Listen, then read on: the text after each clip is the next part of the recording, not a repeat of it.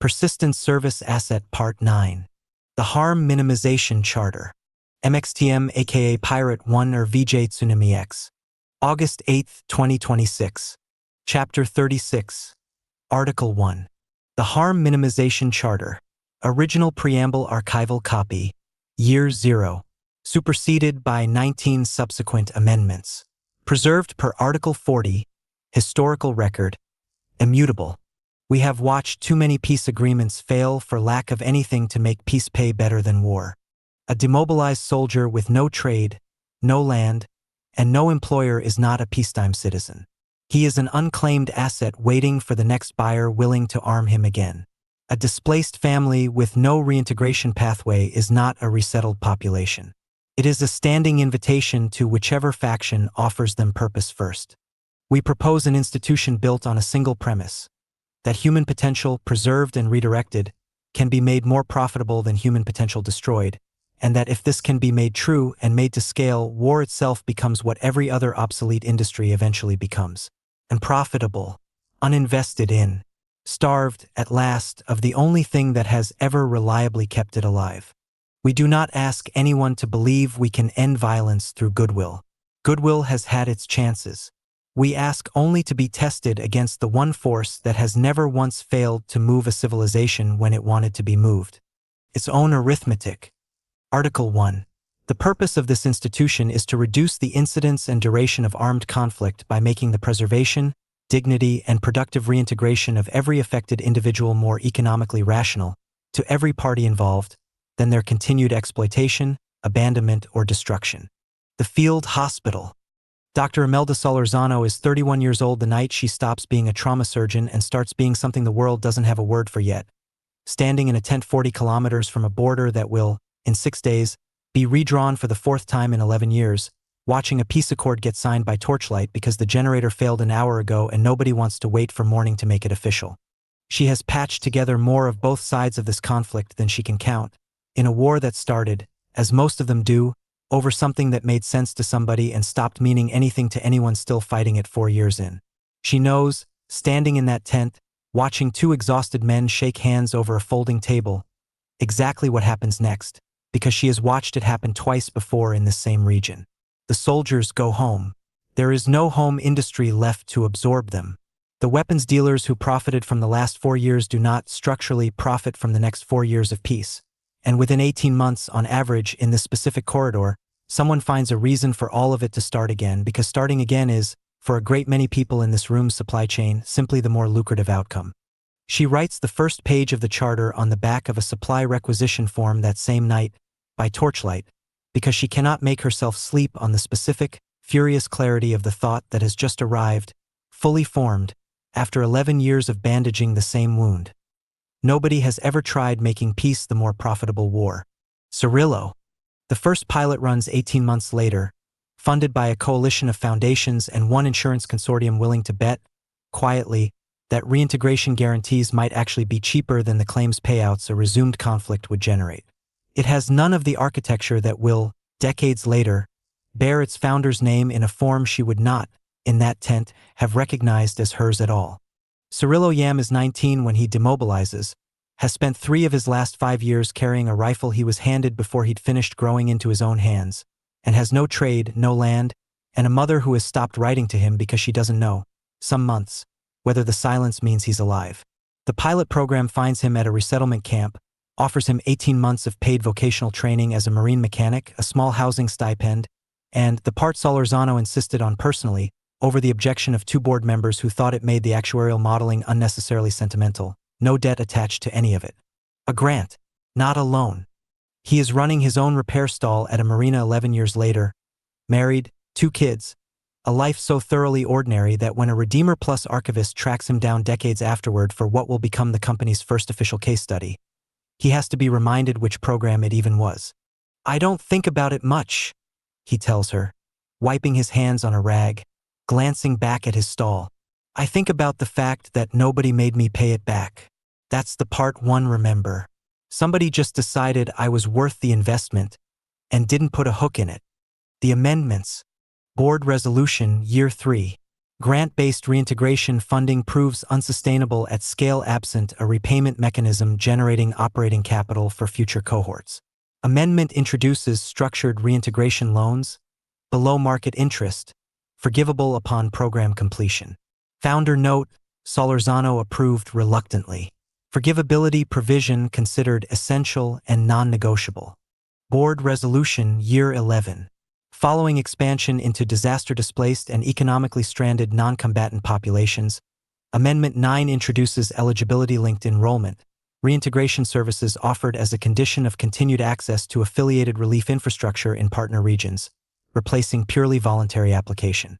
Founder note, Solorzano, dissenting, formally entered this changes what the word voluntary means in our own charter.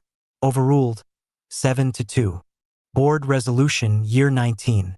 Meridian Capital LP acquires controlling equity interest, providing capital required for regional expansion beyond grant and foundation funding capacity. Charter Article 1 unchanged in text. Operating structure converts from nonprofit foundation to for-profit holding company with foundation-governed mission oversight board, subsequently dissolved, Year 24, for operational efficiency. Board Resolution Year 31. Following pilot success integrating Threshold Neurotechnology's signal architecture licensing into severe dependency reintegration cases, Board approves expansion of structured continuance as a formal service category. Founder note, none recorded. Dr. Solorzano did not attend this session. The Spotlight. Innovator Spotlight Series, Founders Day edition featured this quarter. Dr. Imelda Solorzano, Founder Emerita. At 91, Dr. Solorzano remains, in her words, Redeemer's most stubborn optimist. She continues to make select public appearances, including this year's Founders Day address, where she reflected on the company's origins in a field hospital 40 years ago and the belief, unchanged since, that human potential, properly valued, is the one resource no civilization can afford to keep wasting. Asked by a reporter afterward about recent public discussion regarding consent and awareness standards in continuance populations, Dr. Solorzano smiled and said what she has, by every account available to this publication, said in some form at every public appearance for the last several years. I built this company to make sure nobody's potential got thrown away in a war nobody would remember the reason for, she said. I trust the people running it today to keep asking the hard questions. That's what Article 7 is there for. That's what it's always been there for. She did not take further questions. Her assistant noted she was tired and that the car was waiting. Article 1 remains, word for word, unamended in the current published charter, the only clause in 40 years and 19 amendments that no board session has ever once proposed changing. Every division built beneath it, from family legacy enrollment to the Sovereign Auxiliary Corps, cites it in its own onboarding materials as founding justification unedited, in the exact language a 31-year-old trauma surgeon wrote by torchlight, certain, for one clear-eyed night, that she had finally found the one lever the world would actually move for. Chapter 37. The Harm Dividend. Internal publication. Redeemer Regional Stabilization Division Reference RDMR INT 042. Distribution. Institutional Integrity, Strategic Economics, Board Archive. Perla Uicab has spent 19 years apologizing for a company she joined out of hope. The first apology had been easy. A regional procurement office misclassified an emergency reconstruction fund, delaying compensation to 200 displaced families by 6 weeks. The software was blamed. A vice president resigned. Everyone attended another ethics seminar. The second apology was harder. A field office in a corridor this publication is not authorized to name by its working designation had subcontracted local security to a consortium that quietly employed former militia commanders. They wore different uniforms now. The quarterly report described the transition as successful community reintegration. The photographs said otherwise. By the time Perla became Director of Institutional Integrity, she had learned that every civilization invents a vocabulary to postpone saying the words it fears. Collateral damage, operational necessity, acceptable loss. Redeemer preferred gentler words of its own. Adverse continuity event, remediation window, exceptional harm occurrence. The words sounded softer. The grieving families did not. The archive. Her office occupies the oldest floor of headquarters, not for prestige. No other department wants to work beside the archive, which has no windows, only shelves, and a box for every institutional failure the company has ever formally acknowledged as one. Each box carries 3 labels. What happened? Why it happened? What changed afterward? Perla insists on the third. Without it, she has argued in 4 separate board sessions across 19 years, they are merely collectors of tragedy, and tragedy collected without correction is just a very expensive form of grief. At 8:17, her assistant sets a black folder on her desk. No cover page, no departmental seal, only a handwritten note. This one doesn't fit any previous category. She opens it expecting another procurement scandal. Instead, she finds a single sentence.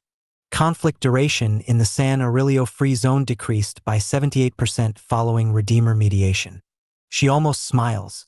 Then she turns the page. Peace had arrived. So had 12,000 unemployment claims. The economy that learned to feed. An entire regional economy, it turns out, had spent 11 years quietly organizing itself around the war Redeemer had just ended. Freight companies contracted to move material. Private security firms staffing checkpoints that no longer needed staffing. Weapons maintenance shops. Insurance brokers who'd built whole product lines around conflict zone risk. Emergency logistics contractors. Smugglers who Strategic Economics' report describes, with a precision Perla finds almost admirable, as an informal but statistically significant employer of last resort. Local politicians whose entire platforms had been built on wartime patronage networks now facing a peace with nothing left to distribute. For the first time in the region's modern economic history, peace itself had triggered a recession. No model anywhere in the company had accounted for it because no model had ever been asked to. Redeemer's actuarial architecture had spent decades learning to price the cost of war with extraordinary precision. Nobody had built a column for what it cost a place to stop. The next page holds Strategic Economics recommendation, numbered, clean, exactly 4 sentences long. Recommendation 4. Accelerate peace transition dividend programs before affected populations become economically dependent on renewed instability. Perla reads the sentence twice. This, she understands, sitting alone in a room built entirely to hold institutional failure, is the first file in 19 years where the failure isn't a militia, a contractor, or a government. The failure is an economy that has quietly learned to feed on conflict, and now has to be taught at scale on a deadline how to feed on something else before it remembers how good it was at the old way. The dividend.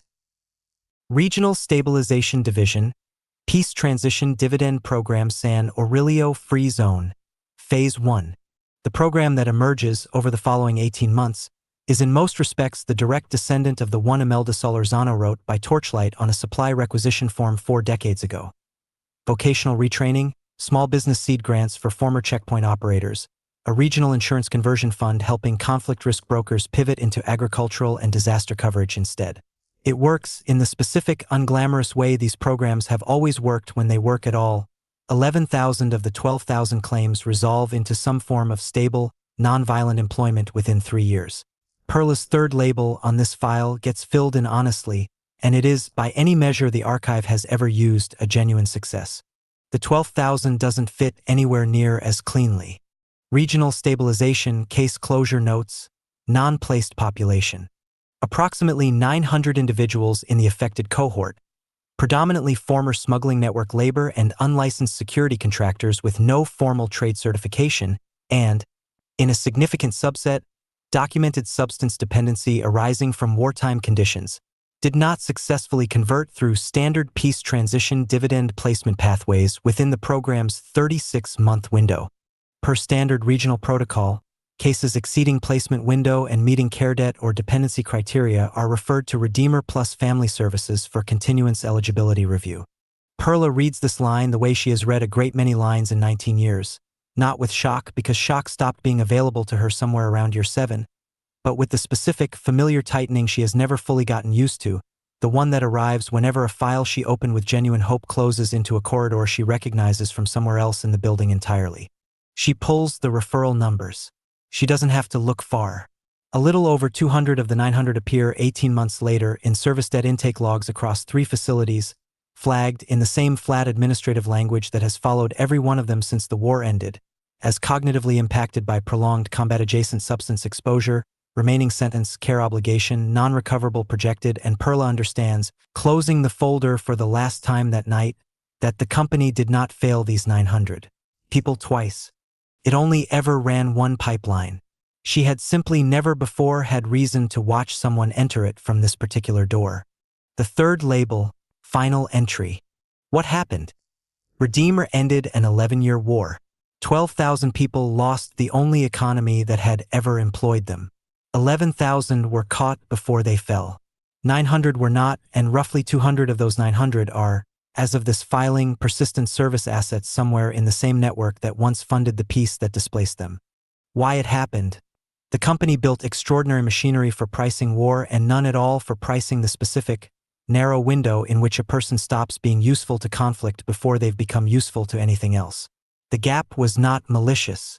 It was simply never modeled because nobody upstream had ever been asked to imagine that ending a war could itself produce casualties, and an institution only builds columns for the harms it has already learned, the hard way to expect. What changed afterward? Peace transition dividend funding was expanded by 40% for the next regional engagement. The 36-month placement window was extended to 60. Referral to continuance eligibility for non-placed cases remains standard protocol, unchanged, because nothing in the review found a violation, only a boundary drawn in good faith that turned out to be exactly wide enough to save 11,000 people and exactly narrow enough to hand the other 900 to the only door in the whole building that was never going to close.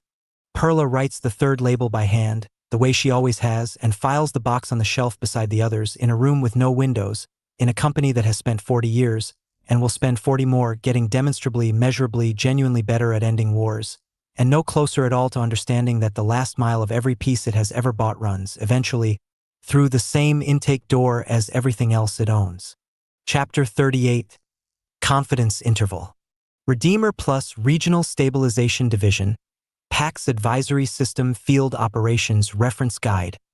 Override Authority Protocol. PAX Advisory is the division's continuity forecasting engine, generating real-time conflict recurrence probability across all post-mediation regions under active monitoring.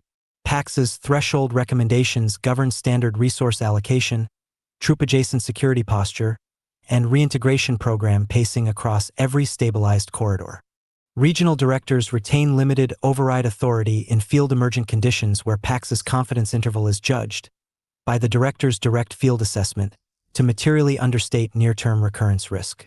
Override actions require full written justification filed within 72 hours and are subject to retrospective review at the division's next quarterly cycle. This authority exists because PAX, however sophisticated, forecasts from data. A director forecasts, at his best, from 20 years of having stood in the actual room where the data was generated. The division trusts both. It has never yet had to choose between them. The call. Ezekiel Concha has run the Selva Franca corridor for 6 years, longer than any regional director in division history, and has watched, in that time, a war he helped end settle into something he still isn't entirely willing to call peace. More a long exhale nobody's finished trusting yet, 11 months since the last accord, PX rating the corridor's recurrence probability at 6% and dropping. He doesn't believe the number. He has sat 3 nights running, with field reports his own analysts have flagged as inconclusive, weapons movement along a supply corridor PX classifies as economically motivated smuggling rather than remobilization. A pattern of local recruitment PAX's model reads as ordinary gang activity rather than what Concha's own gut, built from 2 decades of watching exactly this shape of thing before, is telling him is the early architecture of a faction quietly rearming under cover of a peace.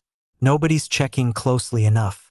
The model's confident because the model's only ever seen this region at 6%, he tells his deputy, at 2 in the morning, 3 days before the decision that will define the rest of his career.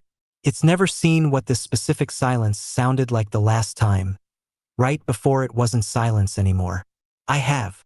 He authorizes, that week, an unsanctioned channel of support, logistics, intelligence sharing, a quiet infusion of resources, to Heron Nazario, a regional power broker with existing local authority and existing local muscle, on the theory genuinely held at the time, that a strong local hand willing to suppress the rearming faction before it consolidates is worth more than any amount of patient, PX-approved reintegration funding that won't show results for another 18 months. The corridor may not have. He files nothing within 72 hours. He tells himself he'll file it once he has results worth defending. The results: Regional Stabilization, Quarterly Performance Summary, Selva Franca Corridor. Weapons movement indicators along the northern supply corridor, down 71%, trailing quarter. Recruitment activity, flagged sectors, down 84%. PAX advisory recurrence probability revised downward, 6% to 2.1%. Division Leadership Commendation, Regional Director Concha. Exceptional field judgment under conditions the model itself now confirms were more volatile than initially forecast. A textbook case for the continued value of experienced human oversight alongside algorithmic advisory. Nobody asks in that commendation how the weapons movement actually stopped. Concha doesn't volunteer it. The wire transfers routing through two logistics consulting shell entities registered to a cousin of Nazario's. Modest at first, a finder's fee dressed as a security consulting retainer, then less modest, then 18 months in, large enough that Concha has stopped calling it a fee even in the privacy of his own accounting and started calling it, in the one unguarded conversation his deputy will later be able to recall word for word under oath, compensation for carrying something the model was never built to carry. What Nazario did with it. Heron Nazario does not, in fact, suppress the rearming faction so much as absorb it, recruiting its most useful commanders into his own expanding security apparatus, eliminating its leadership where absorption doesn't work, and converting, over 2 years, a fragmented low-grade threat into a single, disciplined, well-resourced regional power with Redeemer's quiet logistics support running underneath the whole consolidation like a keel nobody outside three people's private ledgers can see. By month 26, Nazario controls enough of the corridor's informal economy, checkpoints, transport, a growing share of the reconstruction contracts Redeemer's own regional stabilization office is awarding, that the piece PAX now rates at 1.4% recurrence risk is, in the specific sense the model was never trained to detect, no longer a peace between factions at all. It is a monopoly, armed, unaccountable, and increasingly indistinguishable, to the families living under it, from the war it replaced.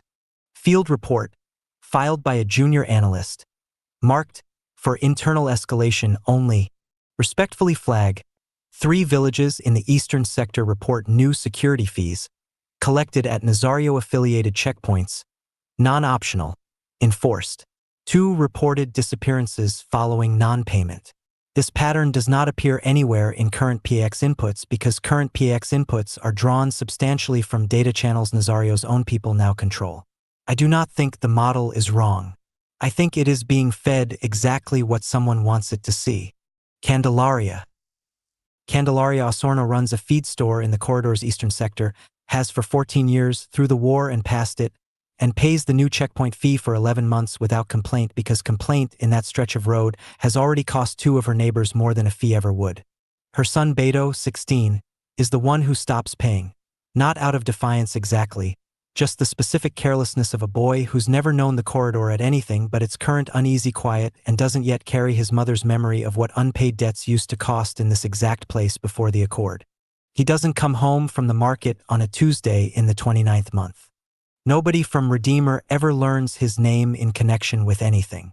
He exists in the file that eventually reaches the Office of Institutional Failure Analysis as a single line in an aggregate incident count, reported disappearances, security fee non-compliance, eastern sector, cumulative to date, 14. A number that will, months later, receive a wire transfer. Candelaria never fully understands the origin of, routed through a regional NGO Redeemer funds specifically so that funds like this one never have to carry the company's name when they arrive. When it breaks, the rearming faction Nazario absorbed rather than eliminated does not, in the end, stay absorbed.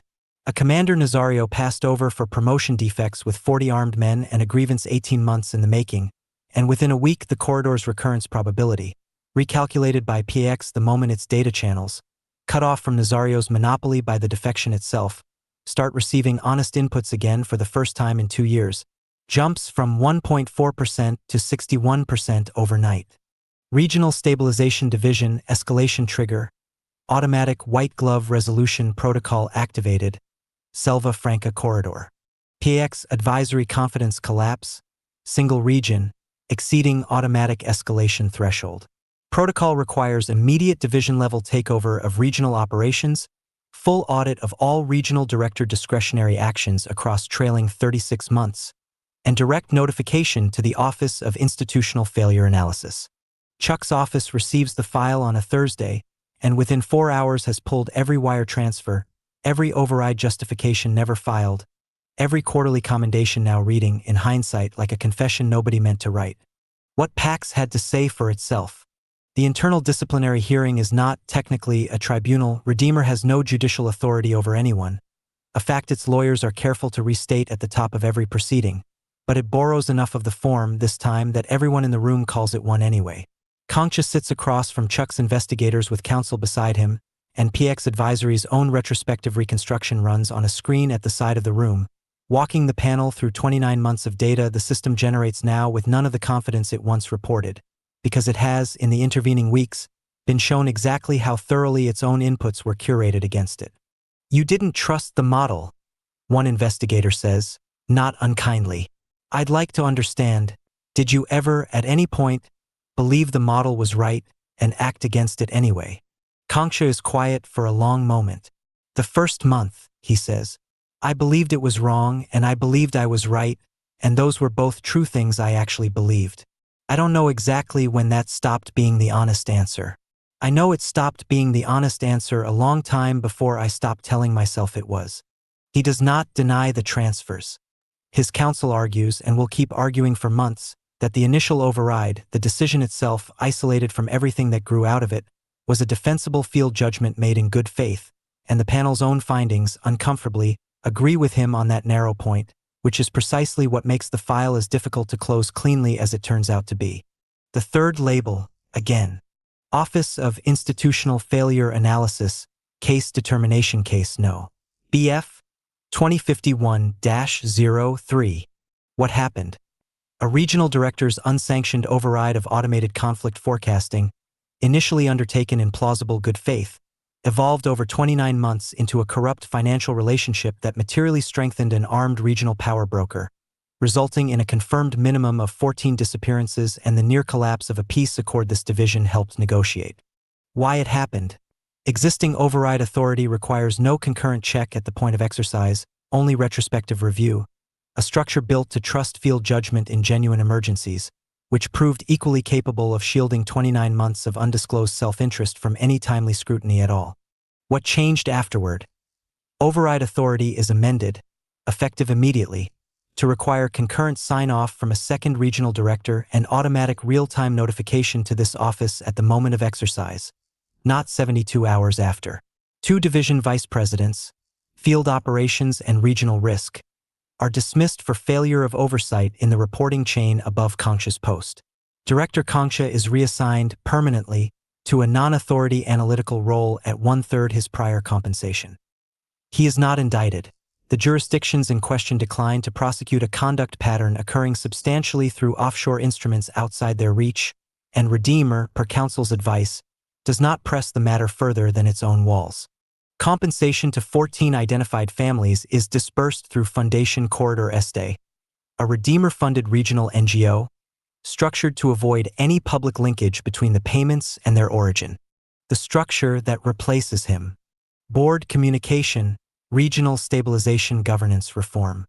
Effective this quarter, single director override authority over PAX advisory threshold recommendations is retired across all regions. Override decisions now require concurrent authorization from a paired director and are logged, time-stamped, and routed automatically to institutional integrity oversight at the moment of exercise. A structural safeguard the board is characterizing, in materials prepared for the next shareholder letter, as dual authority governance, ensuring no single field judgment, however experienced, ever again operates unchecked against the model built to check it. Unlike the Kestrel Basin matter 9 years prior, no Redeemer executive is compelled to testify before any international body in connection with this incident. Outside counsel's memo to the board notes, without elaboration, that lessons learned from that proceeding have materially informed this division's disclosure and containment posture. Meridian Capital LP, Investor update. Following resolution of an isolated regional governance matter and the announcement of enhanced dual authority oversight protocols, market response has been strongly favorable. Analysts characterize the reform as evidence of a maturing risk management culture. Meridian Capital LP unit price, plus 28%, trailing 30-day window following announcement. Nobody in the board's next strategy session quite says out loud the sentence sitting underneath the quarter's numbers, that the corridor's peace held in the end not because anyone slowed down, but because a man moved fast enough, broke enough rules cleanly enough, that the model has since had to build an entirely new column just to describe what he did. Time, the sentence would have said, if anyone had let it finish, was of the essence. It still is. The division's newest onboarding materials, quietly, without irony anyone upstairs seems able to hear, now teach every incoming regional director exactly how far good judgment is allowed to run before someone else's name ends up on the file instead of yours. Chapter 39. Same road. Redeemer Plus Communications. Media Outreach Note Internal. Forwarded to select regional press contacts following Selva Franca coverage cycle. Following recent reporting on regional stabilization matters, several outlets have expressed interest in balanced coverage of the division's broader reintegration work. We'd welcome the opportunity to connect any interested journalist with program participants willing to share their own experience, on their own terms, with full editorial independence guaranteed. The offer she almost declines. Xiomara Pena reads the foreword from her editor twice before she writes back, because she has been doing this long enough to recognize the shape of a hand reaching for her the moment it opens, and she has spent the better part of a decade learning exactly what that particular warmth is usually for. She has covered Redeemer for 11 years now, the kin-yield piece that made her name and cost her most of a friendship with a founder's niece who never spoke to her again. The quieter follow-up about a call, a video, a reserved seat that stayed empty for 2 months. 3 years of watching a company absorb every hard question she's ever thrown at it and hand it back, softened, as a talking point.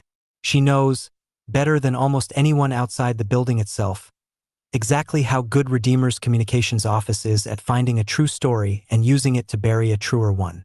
She almost writes back no. What stops her, in the end, isn't the offer.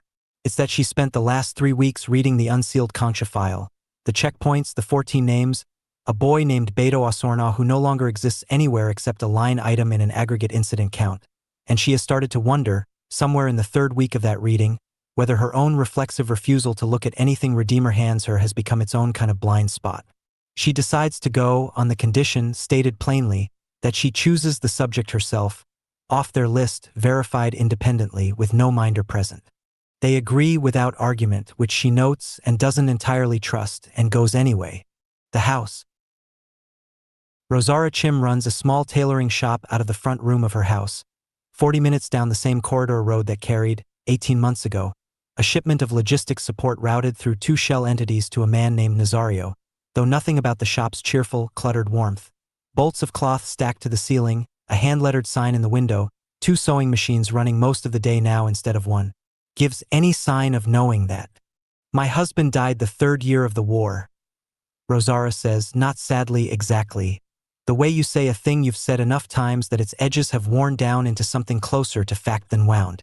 I had 3 children and a house with no roof left worth the name, and nobody in this corridor had money for a seamstress, because nobody had money for anything but staying alive.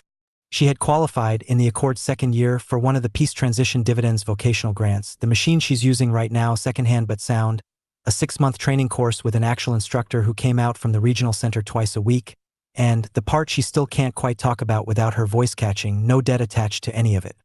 They kept saying that, she says. It's a grant. You don't pay this back. I kept waiting for the part where they explained what they actually wanted from me instead. There wasn't one. I know how that sounds.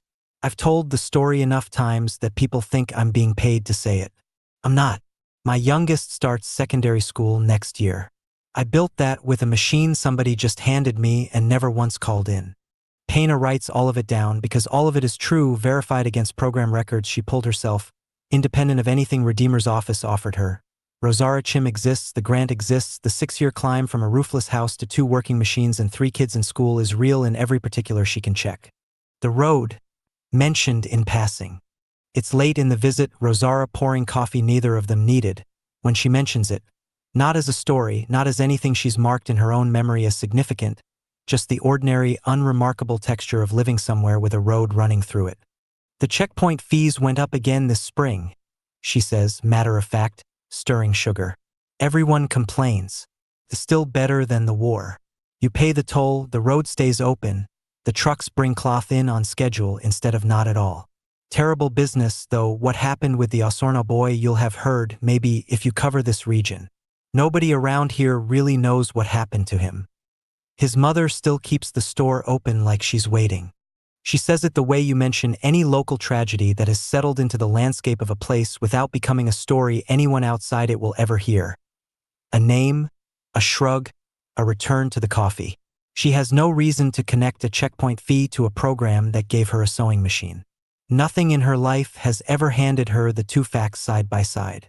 Nothing in the road itself, paved and functioning and carrying her cloth shipments on schedule, announces which parts of its own maintenance were paid for out of the same regional budget as her grant.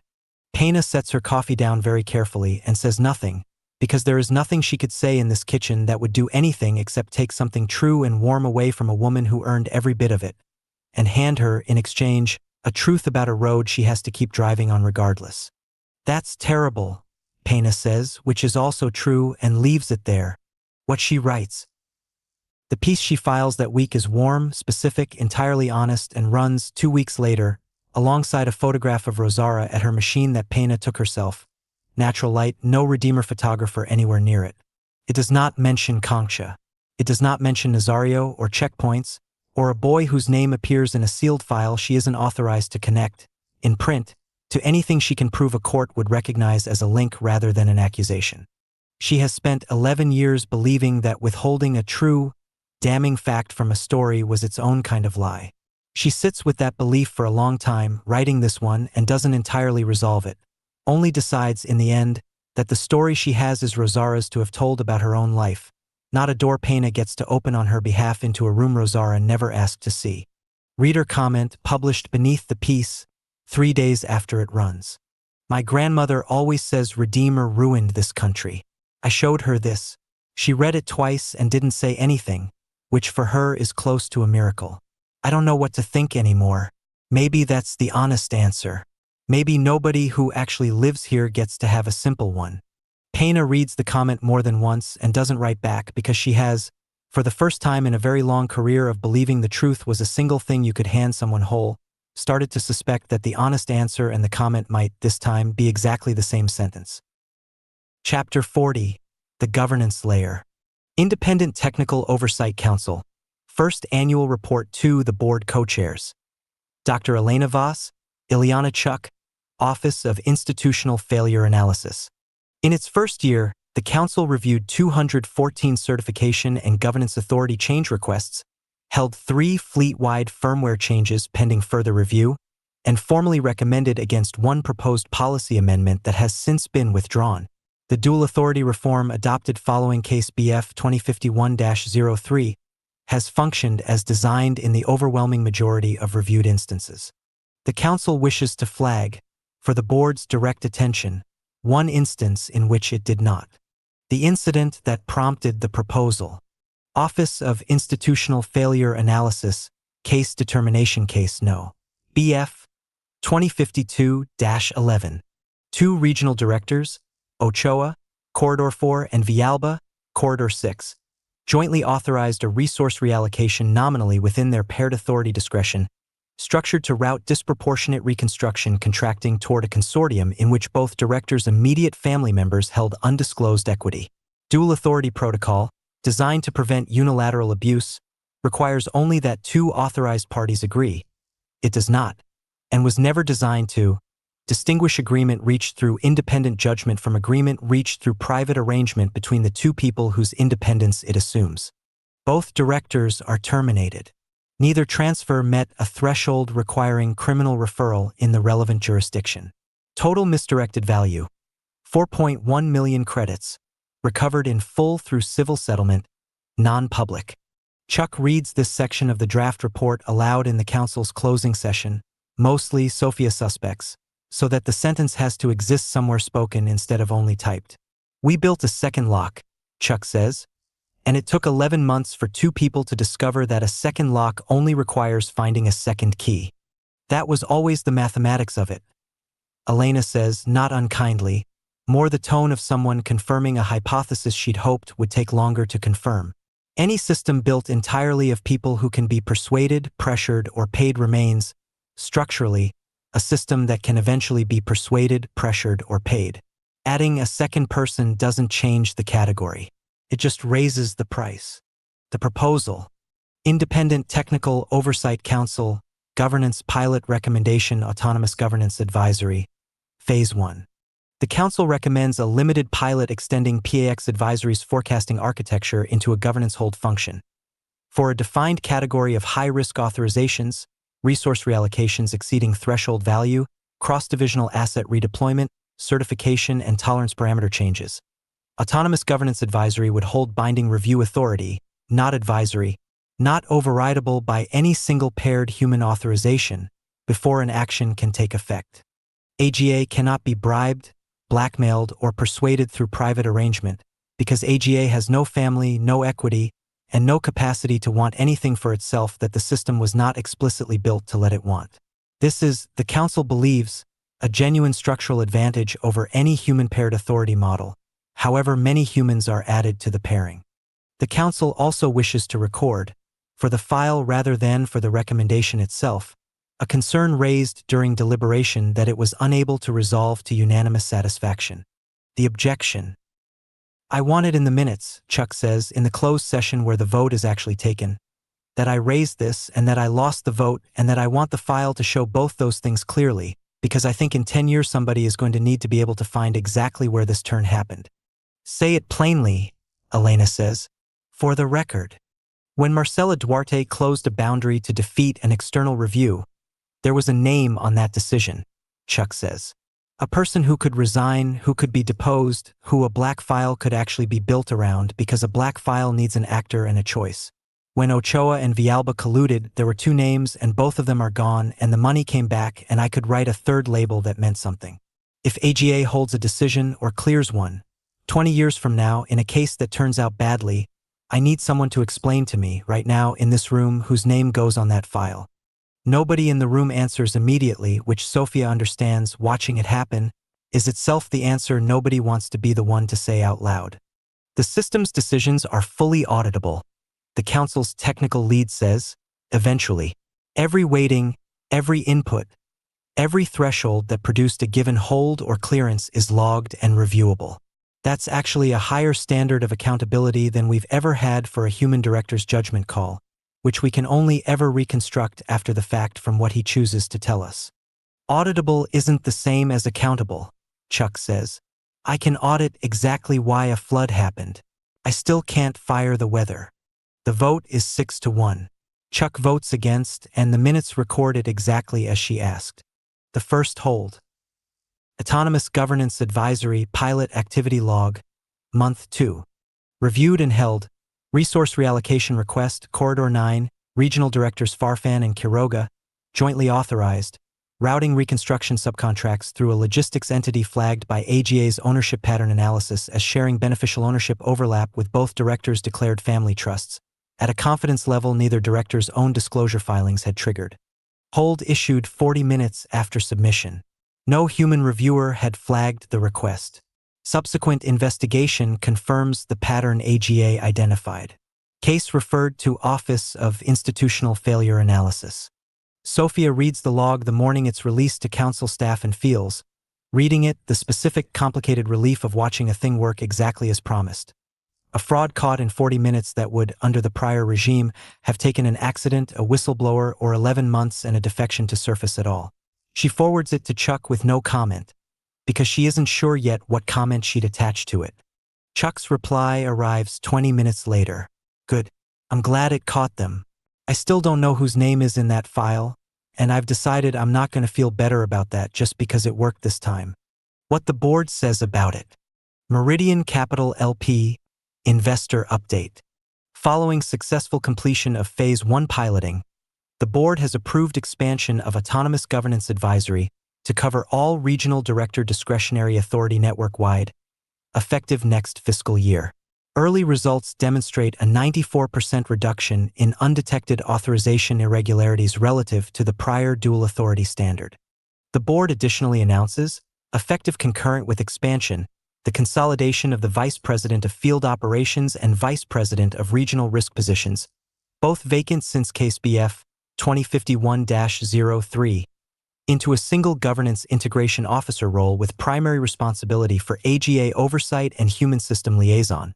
This structural simplification reflects the division's confidence that automated governance, properly audited, requires less duplicative human executive oversight than the prior model assumed. Meridian Capital LP unit price, plus 11%, week following announcement. The last thing Sophia writes down that year. She doesn't put it in any council report. She writes it in the same kind of private working note she wrote the night she first found the anniversary pattern, because she has learned, by now, that some things need to exist somewhere even if nowhere official has a box for them yet. I keep thinking about what Chuck said, not because I think she's wrong about the risk, because I think she's right about something else, underneath it, that nobody in that room quite said out loud. Every reform this company has ever made, going all the way back to the first Black File protocol, has assumed that somewhere at the bottom of the machine there's a person you can eventually find and hold responsible if you dig long enough. That assumption is the only thing that ever made any of this feel, even at its worst, like something that could still be corrected. I don't know what it means to keep building safeguards past the point where digging still finds someone. I don't think anyone in that building knows either. I think we just built the first version of it anyway because it worked and because it was Tuesday, and because that's apparently still how every single decision in this company's whole history has actually gotten made. Chapter 41, Sideways. Autonomous Governance Advisory. Policy Decision Log Ref. AGA 4471-C. Routine Review. Proposal reviewed. Regional Placement Directors. Joint Submission. Reduce long-term consolidation mandatory review interval from no scheduled cadence to biennial, contingent on facility capacity constraints projected for next fiscal year. Determination. Hold, pending further input. Reasoning summary. Proposal is procedurally sound and would relieve documented capacity pressure across 3 facilities. AGA notes, as a contributing risk factor not addressed in the submission, an unresolved network-wide statistical anomaly, Ref. Pattern Inquiry PI 041, open, no closure date on file, indicating unmodeled behavioral continuity in a subset of long tenure assets, correlated with individual transfer anniversary dates and confirmed to persist across full hardware substrate replacement. AGA cannot evaluate whether reduced review cadence materially affects outcomes tied to this anomaly, because the anomaly itself remains outside current diagnostic scope. AGA recommends resolution of PI 041, or explicit human sign-off acknowledging the unresolved risk, before this proposal proceeds. This determination does not constitute, and AGA is not authorized to issue, a finding on the underlying question raised in PI 041. The flag. Julieta Ake has been model steward for 3 years now, a title that came with a better office and, in ways nobody warned her about at the time, a great deal more of exactly the kind of file she spent her first 4 years carefully training herself never to open. AGA routes its holds to her desk automatically whenever a proposal touches Finance's own recommendation queue, which is most of them, and she reads the LTC cadence hold the way she reads most of what crosses her desk now, efficiently, professionally, already halfway to the next line before she's fully finished the last one. She stops on the reference code. PI 041. She has seen it before, years ago, in a note she wrote to herself and never followed up on, filed in a mental drawer alongside a lot of other things her discipline has taught her not to reopen. She could close the hold with a standard override, human sign-off acknowledging the unresolved risk, the exact language AGA's own determination offers as a valid path forward, a box she is fully authorized to check without opening anything else at all. It would take 4 minutes. Nobody would ever ask her a follow-up question about it, because nobody upstairs has asked her a follow-up question about anything in 3 years of doing this job well. She doesn't check the box. She pulls up PI 041 instead. What's already there? This is the part that unsettles her most. Sitting with it that evening, long after everyone else on the floor has gone home. There is no wall to climb this time. No lookup key she has to decide. alone in the privacy of her own conscience, whether to press. AGA's full audit trail is, by design, fully available to anyone with her clearance. Every finding, every routing decision, every scope memo legal ever wrote to narrow it, logged, timestamped, permanently on the record, exactly the way Chuck's black file protocol has always promised the truth would eventually surface, except this time it hasn't taken 30 years. It's been sitting here the whole time, 3 clicks deep in a system she has full authorization to read, waiting for someone to actually make those 3 clicks.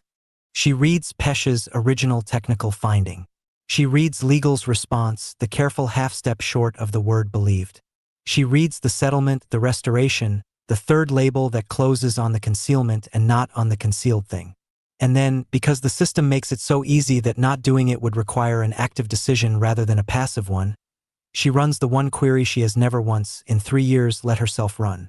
She searches the reference codes against her own division's asset roster. She finds 411 names carrying the anniversary flag across her own portfolio alone.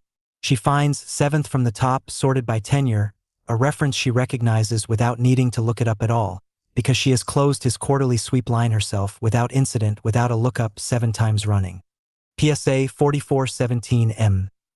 Valenzuela, M. 19 years current. The 4 minutes she doesn't take. She sits with the name for a long time. She thinks about her son, 16 now, the mortgage 2 years further into its term than it was the last time she thought seriously about any of this. The empty chair Del Toro once told her someone worse would fill if she ever walked out of it. None of that has stopped being true. She still believes, mostly, what she told herself the day she closed the note field on line 211, that 400 careful adjustments matter more than one perfect refusal, that the discipline is what lets her keep doing any good here at all. But the box she's supposed to check tonight isn't a lookup key anymore. It's a sign-off.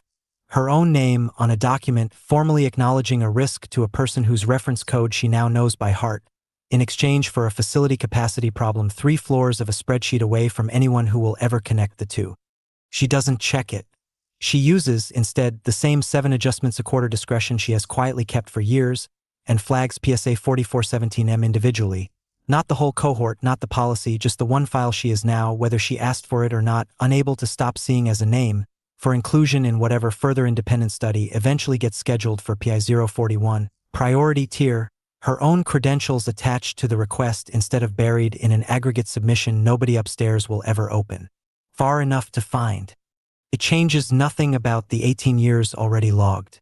It doesn't resolve the anomaly, doesn't answer Pesha's question, doesn't move the LTC policy hold 1 inch closer to a decision anyone will have to defend in a room.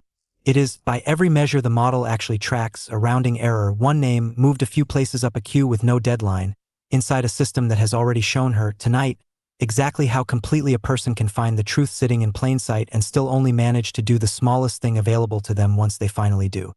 She thinks, closing the file, that she finally understands what Del Toro meant all those years ago about automatic not being the same as easier. Case priority update, PI 041 supplemental Q requested by Ake J. Model Steward, Finance, Subject, PSA 4417M, Priority Flag for Independent Study Inclusion Justification. Individual case exhibits full documented anomaly profile across maximum available tenure window. May serve as high-value test case for future study design. Status: logged. No review deadline specified. Chapter 42. The Bridge. Threshold Institute. Independent Study Protocol PI 041 Supplemental. Test Case Designation T01, Valenzuela, M. Principal Investigator, Dr. R. Cannon, Threshold Institute, Senior Research Fellow. This protocol applies the Institute's original signal detection architecture, unmodified from its founding application, unrelated to any Redeemer Plus certified derivative, to a single test case selected for maximal available tenure and full documentation of the recurring anomaly under review. The original architecture was built to detect intent upstream of motor execution. The attempted signal, still fully formed, before a damaged or interrupted pathway prevents it from ever reaching output. It does not ask whether a subject can move, speak, or comply with instruction. It asks only whether something on the other side of the gap is still, in a measurable and repeatable sense, trying. This distinction matters here specifically because the subject's Class C isolation boundary, as designed, as certified, as intended, exists to prevent exactly the kind of output the Institute's device was built to read around. We are not testing whether the subject can perform a task. We are testing whether, behind a wall built explicitly to stop him from being heard, there is still someone attempting to speak. Radhika Menon has not set foot inside a Redeemer Plus adjacent facility in 11 years, not since she left Threshold's engineering team on a resignation letter that gave no reason beyond personal circumstances. A phrase Elena never once pushed her to explain and has, over the intervening decade, come to understand rather completely without ever being told. She almost says no to Elena's call. She has built, in 11 years, a quiet, careful life at a university clinic 300 kilometers from anything connected to the company whose second sentence she once heard spoken in a converted garage. A life built, she'll admit to almost no one, around the specific, deliberate absence of exactly this kind of room. I need the person who built the original detection thresholds, Elena says on the phone, not softening it. Not someone who learned the theory from a paper. You know what I think this is going to show, Radhika says. I don't, Elena says. I think that's exactly why I need you there instead of someone who's already decided. Radhika arrives at the lab 2 days later and stands for a long moment in the doorway of the observation room before she comes in, looking at the array, soft, non-invasive, nothing like the surgical architecture that grew out of the technology she helped build, just a fine mesh of sensors laid gently across a scalp, the way the very first prototype was laid across Tomas Aguilar's, decades and one entire unrecognizable industry ago. The calibration. Mateo Valenzuela is 39 years old, has worked the same guest services circuit for 19 years, and sits now in a chair in a room he has no framework left for recognizing as strange, hands folded, unhurried, waiting the way he has waited in every room he's ever been placed in. Attentive to it, unbothered by its purpose, already, before the array finishes settling against his scalp, counting something. Baseline first, Radhika says, mostly to herself, falling back into a rhythm 11 years hasn't erased. We're not looking for motor signal. Motor signal is the whole architecture doing exactly what it's certified to do. We're looking underneath it. The calibration takes 40 minutes, longer than either of them remembers it taking the first time, though neither says so out loud. Pesh watches from the observation glass without being asked to leave, because nobody in the room has the appetite to make him. The test. They don't ask Mateo anything, not in words, the protocol doesn't call for language, and none of them, in the planning sessions leading up to this, could bring themselves to build a version of the test that promised more than the science could actually deliver. What they do instead is simpler and, Radhika will say later, harder to sit through than anything language could have produced. They show him a photograph, a ceiling, recessed lights arranged in 3 neat rows of 3, a set built specifically for this test at Elena's insistence, from a description in Mateo's own 19-year-old intake file, a detail nobody outside this room has thought to connect to anything in over a decade. The array's downstream readout, the part of the signal that's supposed to exist, the sanctioned, certified, residue-tolerant column everyone in this industry has spent years learning to call cosmetic spikes exactly the way it's spiked in 19 years of shift logs. Small, patterned, familiar. Radhika isn't watching that column. She's watching the one upstream of it, the one the original architecture was built to read before anything downstream gets a chance to isolate it, the one no certified Redeemer Plus diagnostic tool has ever once been aimed at, because no certified Redeemer Plus diagnostic tool was ever built expecting to find intent instead of noise. The fires. 9 discrete pulses evenly spaced, followed by a pause, followed by 9 more, cycling, clean, deliberate, at a rhythm too regular and too precisely bounded to be explained by anything the tolerance model has ever called a loop. That's not residue, Radhika says, very quietly, and her voice, when it comes, doesn't sound like a researcher's anymore. Elena, that's counting. What the instrument cannot say. Nobody in the room speaks for a long time after that. Pesh, behind the glass, has both hands flat against it without seeming to know he's put them there. Elena sits very still, the way Sophia once described her sitting in chapter 31, the specific silence of someone doing the actual thinking, except this time there's nothing left to think through toward, only something to sit inside. I need to be careful about what I say next, Radhika finally says. turning to the small group the way she used to turn to a room full of anxious funders. 11 years and one entire unrecognizable life ago. This isn't a message. It isn't language. It doesn't tell us what he wants, whether he's suffering, whether he's aware of us in this room, whether 19 years feels to him like 19 years or like nothing at all in between. I want that on the record exactly as precisely as I can put it, because I think what happens to this finding depends enormously on nobody overstating it. Say what it does tell us, Elena says. It tells us the signal upstream of the isolation boundary is not noise, Radhika says. It's directed. It responds to stimulus. It repeats a specific, recognizable pattern this subject was documented performing before conversion, using an architecture certified to have isolated exactly this capacity 19 years ago. Whatever is producing that pattern is not a leftover motor loop. It is, by every standard this institute has ever used to certify communication capacity in a locked-in patient, attempting something. I don't know what word belongs after attempting. I only know that word is not nothing. The file opened wider. Threshold Institute, preliminary findings summary submitted concurrently to Office of Institutional Failure Analysis, PI 041. Independent Technical Oversight Council, Redeemer Plus Board, per Section 4 Disclosure Obligation. Test Case TC01 exhibits an upstream signal pattern consistent with directed intent, using diagnostic methodology validated over 17 years in confirmed cases of severe communication impairing conditions, including locked-in syndrome.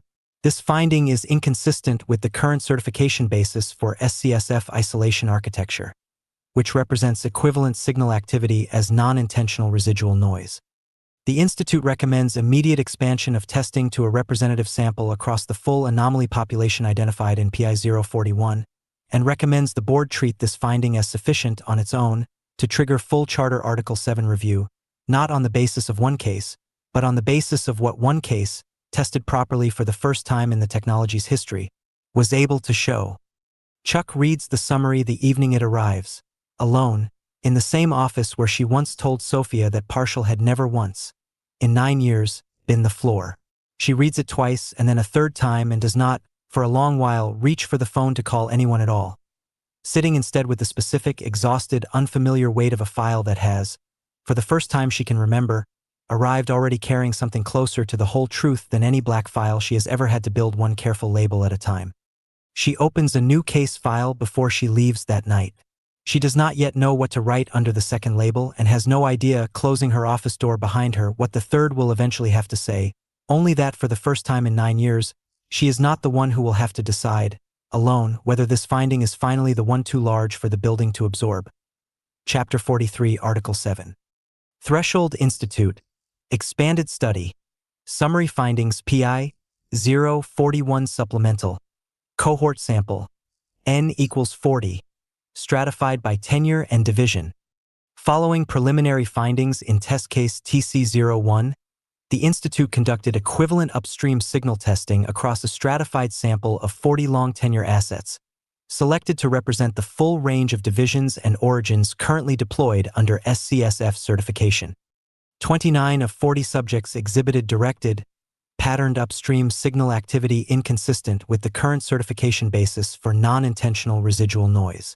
11 did not, within the confidence interval this methodology can currently establish, a finding the Institute is not prepared to interpret as an absence of the same underlying phenomenon, only as a limit of present detection sensitivity. The Institute reiterates, this methodology cannot establish the content, continuity, or subjective character of what it detects.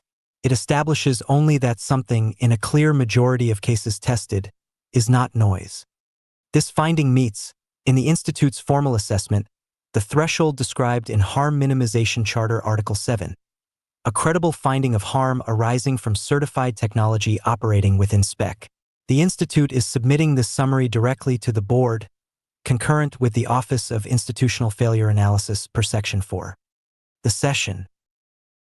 The Board convenes in full session for the first time in company history under a standing item labeled, on the agenda distributed 48 hours in advance, only as Article 7 Formal Review, a label that tells every director in the room, before anyone has said a word, that this is not a meeting anyone expects to end cleanly.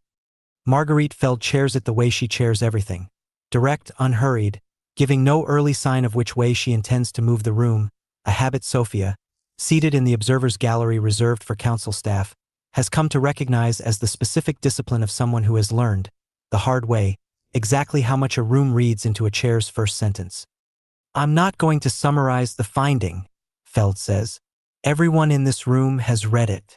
I want to hear plainly what each of you believes Article 7 requires us to do about it, because I think that's the actual question in front of us, and I don't think we've ever once, in 40 years, been forced to answer it for real. The idealist. Imelda Solorzano is 91 years old and has not attended a board session in person in 6 years, and the room goes quiet in the specific way rooms go quiet for people who built the thing everyone else in it merely inherited. I wrote Article 1 by torchlight, she says, because I had spent 11 years bandaging soldiers who had nothing left to go home to, and I could not make myself believe there was no better use for a life than throwing it away twice, once in a war and once again afterward in the peace nobody built anywhere for it to land. I built this company on the specific belief that no potential should ever be wasted. She pauses, and Sophia watches something in the old woman's face that isn't quite anger and isn't quite grief settle into place. I never once, in 40 years, asked myself what it would mean if the thing I built to preserve potential had instead learned to preserve the person and discard everything he was ever going to do with his own life.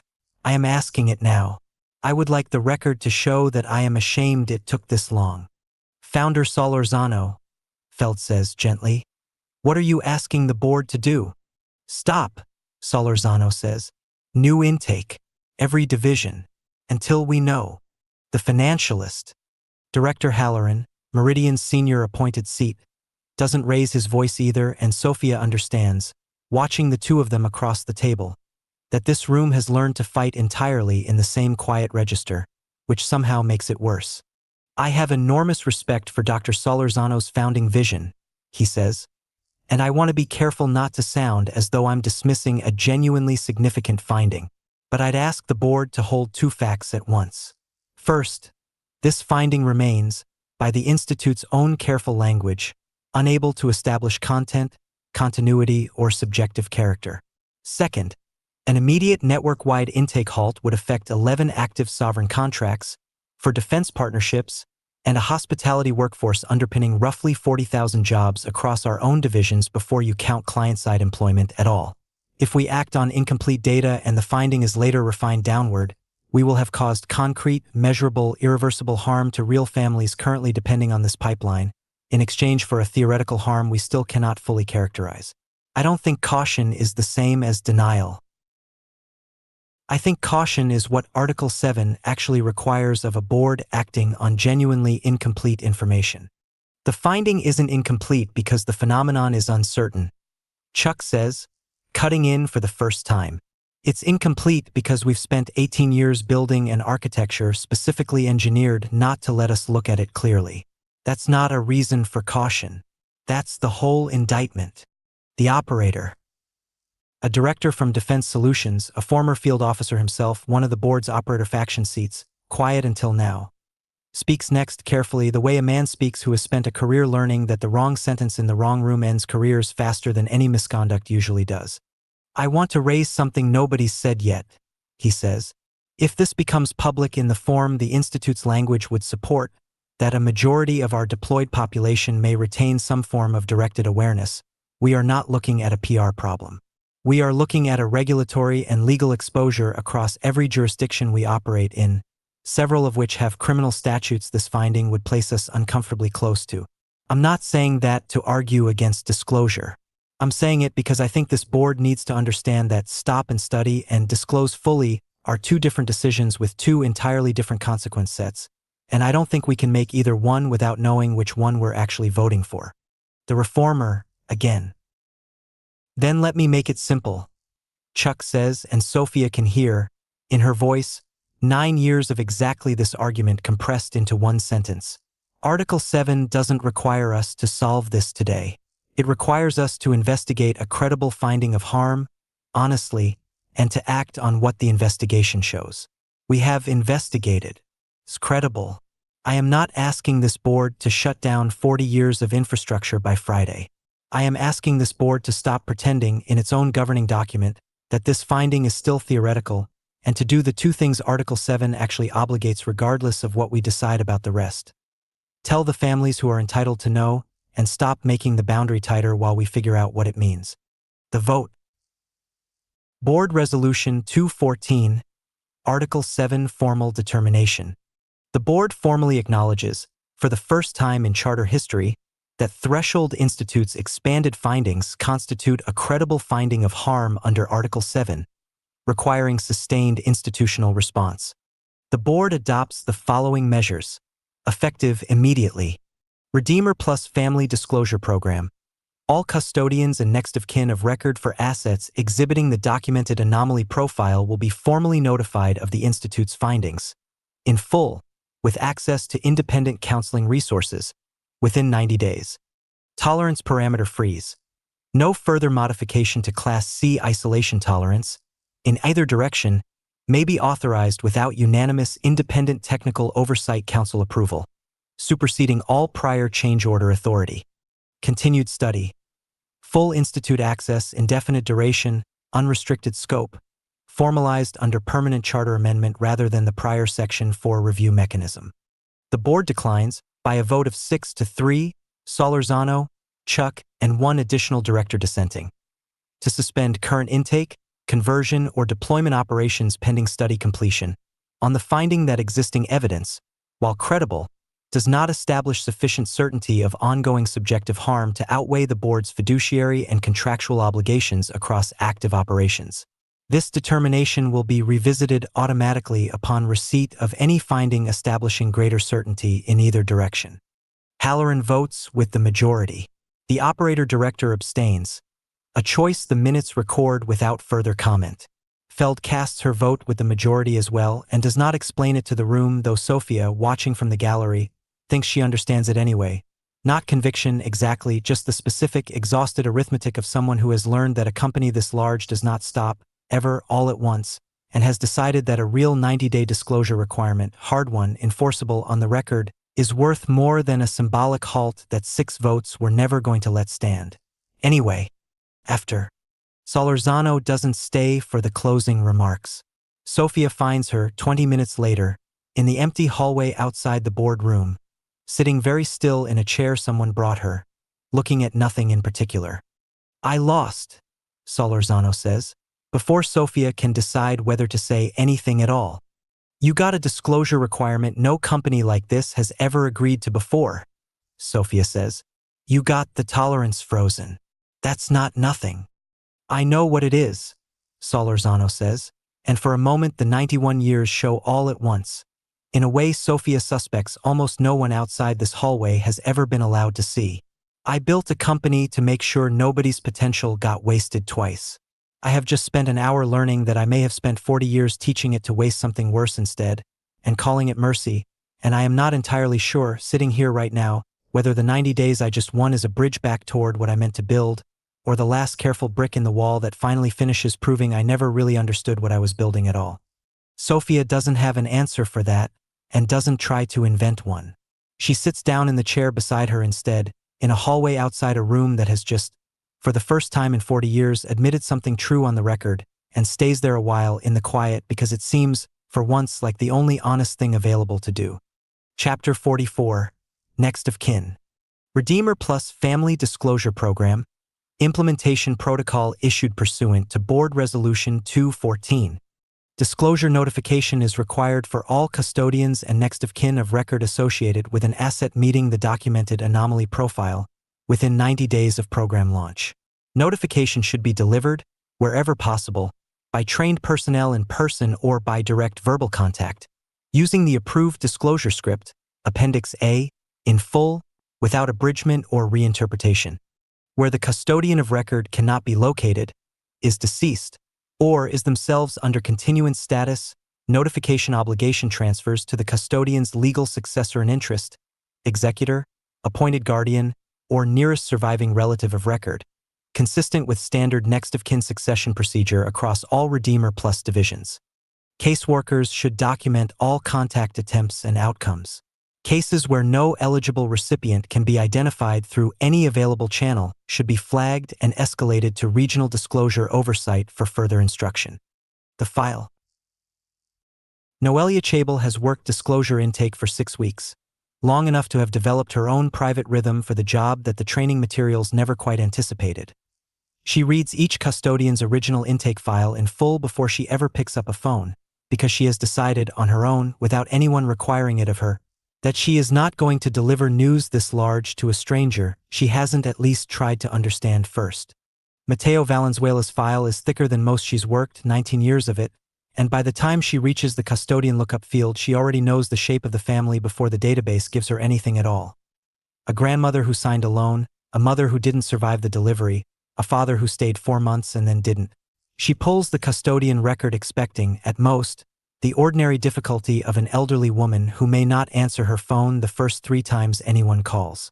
Custodian lookup result, Valenzuela, R. Current status, active asset reference, PSA 11208F, elder continuance, domestic companion track transfer date, 8 years, 4 months current legal successor in interest on file, Cockham, I. Court-appointed guardian, case number 4471G. Noelia sits with the screen for longer than the query strictly requires. She has processed enough files by now to know, in the abstract, that this happens, that the population of custodians a program like this one is meant to reach and the population the company itself has since converted are not, structurally, 2 separate groups.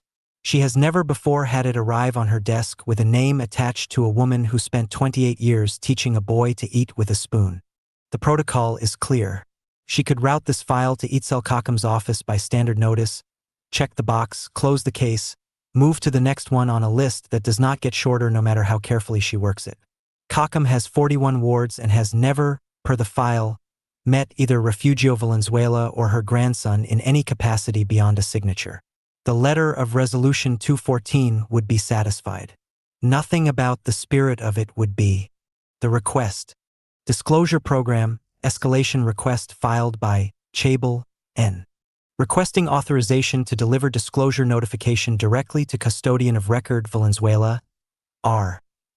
Currently under active continuance status, rather than routing solely to legal successor in interest. Custodian's current placement and cognitive status are documented but not, per available file, conclusively established as incapable of receiving disclosure. I believe the intent of Resolution 214 is served by attempting direct delivery first, with successor notification as a fallback rather than a substitute. Her supervisor approves it within the day, with a note attached that Noelia will think about for a long time afterward. Nobody's asked for this before. Good instinct. Document everything. A sentence that tells her, more clearly than anything in 6 weeks of training, exactly how untested the ground under her feet actually is. The placement. Refugio Valenzuela's current assignment is a private household in a quiet residential district 40 minutes from the coast. A domestic companion posting, the file explains, matched to a retained competence profile built around household routine, food preparation, and what her placement notes describe without further elaboration as high baseline comfort presence rating in elderly adjacent care contexts. A sentence Noelia reads 3 times before she understands it means, in the only language this company has ever really had for such things, that Refugio is good at taking care of people, and that the machine noticed and kept the part of her that was good at it, and routed it toward a stranger's household instead of the family it was built inside. She finds Refugio in the kitchen of that house, at 11 in the morning, doing something with her hands over a cutting board, slow, precise, competent, the specific unhurried thoroughness of someone who has done this exact motion for most of a very long life. 98 years old now, silver-haired, smaller than the file's photograph, and entirely visibly present in the room in the way her body occupies it. And entirely, Noelia understands within the first 30 seconds, somewhere else behind the eyes. The script. Noelia sits across from her at the small kitchen table, the household's own elderly resident dozing in another room, and reads the approved disclosure statement exactly as the protocol requires, without abridgment, without softening a single clause. Senora Valenzuela, I've come to tell you about your grandson, Mateo. Independent research commissioned by this company has found evidence that individuals like Mateo, transferred under the program you enrolled him in 19 years ago, may retain a form of awareness the technology used in his care was designed to prevent us from detecting. I want to be honest with you that we don't fully understand what this means or what he has experienced in that time. We believe you have a right to know. She reads it slowly, watching Refugio's face for anything at all, the way she has learned to watch every face in 6 weeks of doing this, though nothing in 6 weeks has prepared her for a face this still. Refugio's hands stop over the cutting board. Not suddenly, the way a machine settles rather than the way a person startles, unhurried, complete, exactly the stillness the certification would call compliant. Her eyes, when they lift, find something in the middle distance that isn't Noelia and isn't the room, and hold there. Nothing that could be called a word arrives. Noelia sits with the silence longer than the protocol requires her to, because she has decided weeks ago that some silences deserve more time than a checklist allows, and because some part of her, trained now without meaning to be by 6 weeks of exactly this work, has started listening for something she can't name. Comes, finally, so quiet she almost mistakes it for the house settling around them. 2 notes. Rising, falling, once, and then again, and then nothing, the exact interval a different woman, in a different kitchen, 11 years dead now, once heard rising through a hallway and told herself, for as long as she could make herself believe it was only the pipes. Noelia doesn't know, sitting there, whether what she's just heard is Refugio or Matteo, or some residue of both worn so thin across the architecture that connects everything this company has ever built that the distinction has stopped meaning anything a diagnostic could measure. She only knows that she was told, in training, that this population does not experience anything worth calling grief. She writes down, in the log she is required to file within the hour, exactly what she heard, in exactly the words she has for it, and does not soften a single clause of that either. The log. Disclosure Delivery Record, Valenzuela. R. Custodian of Record, PSA 11208F. Disclosure delivered in full, verbatim, direct in-person contact. Subject response. Nonverbal. Brief vocalization, 2-note interval, repeated once, subthreshold amplitude, consistent with documented residue classification. No further verbal or behavioral response observed within 20-minute observation window following delivery. Per protocol, notification is also logged as satisfied to legal successor in interest, COCM, I. By standard written notice, filed concurrently. Regional Disclosure Oversight, Case Review. Case closed. Requirements of Board Resolution 214 fully satisfied for both primary custodian and successor in interest.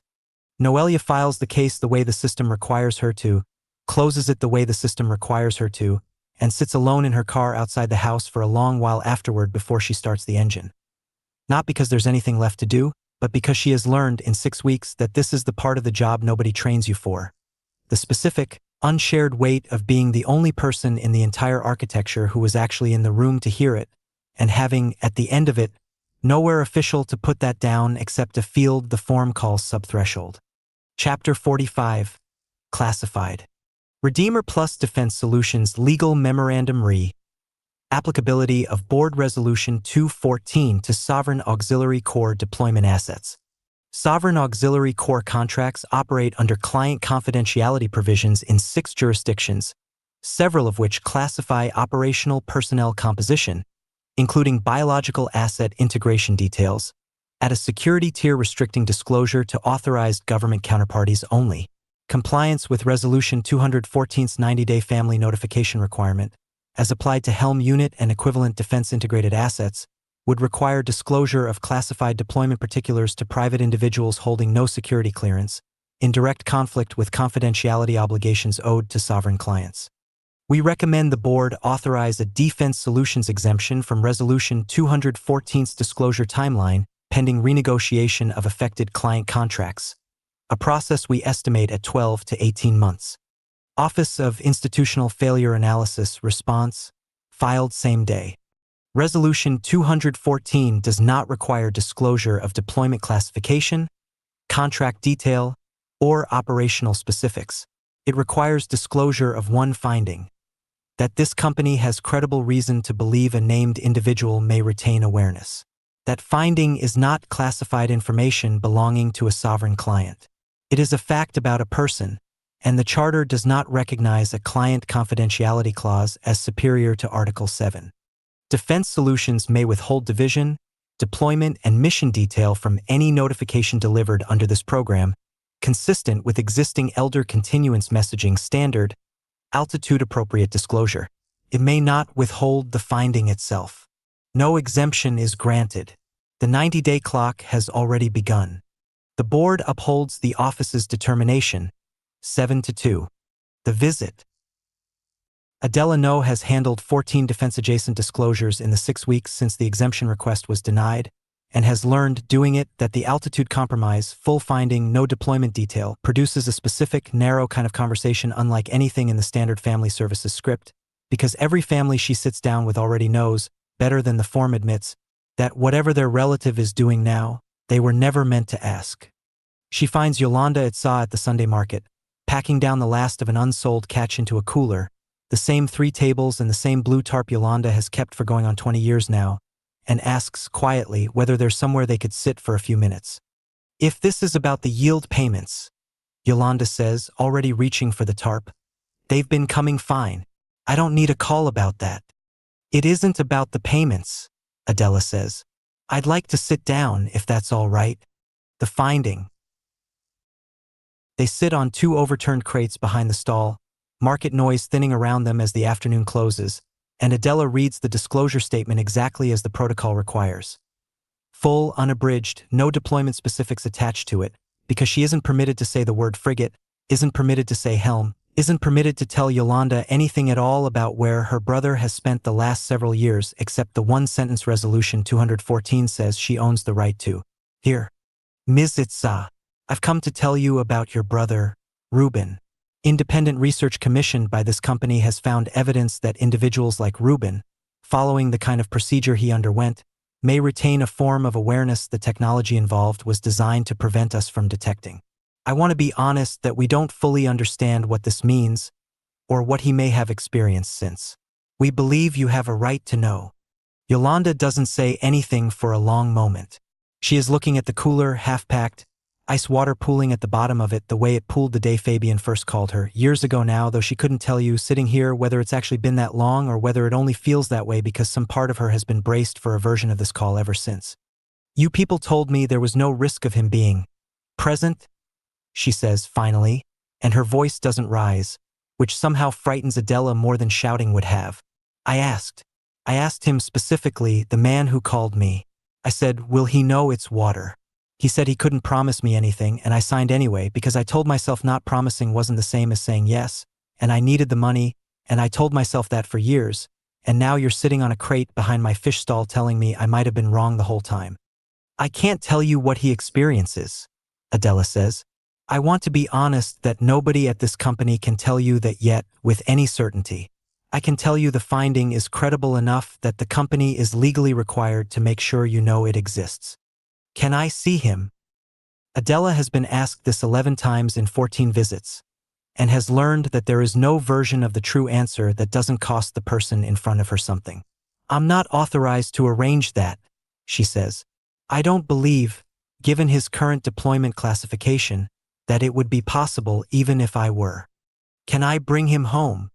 No, Adela says. I'm sorry. What she does with it. Yolanda doesn't cry, not while Adela is still there, sitting very straight on the overturned crate with her hands folded the way her brother's hands used to fold when he was thinking through something he didn't yet have the words for.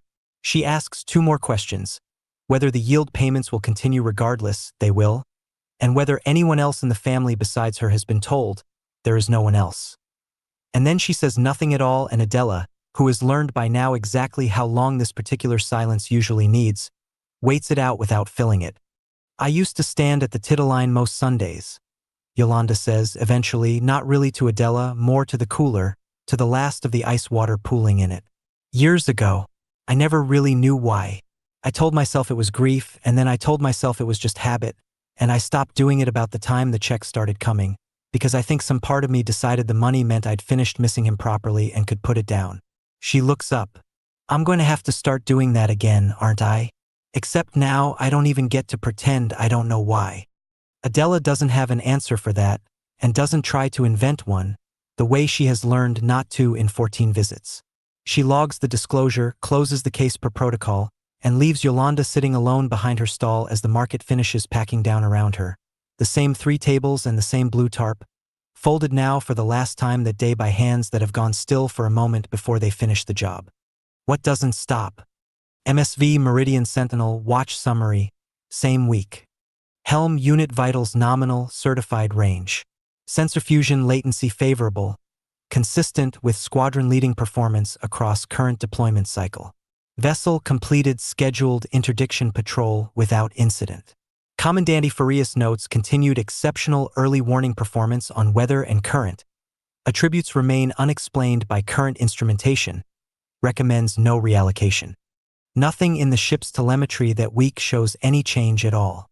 The heading corrections still arrive early.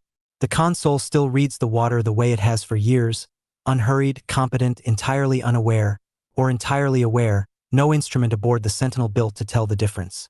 That 40 minutes down the coast on a Sunday afternoon, his sister has just been told, for the first time since a man in a suit sat across a folding table from her and asked her to sign, that the question she buried with the money might never have had the answer either of them was given.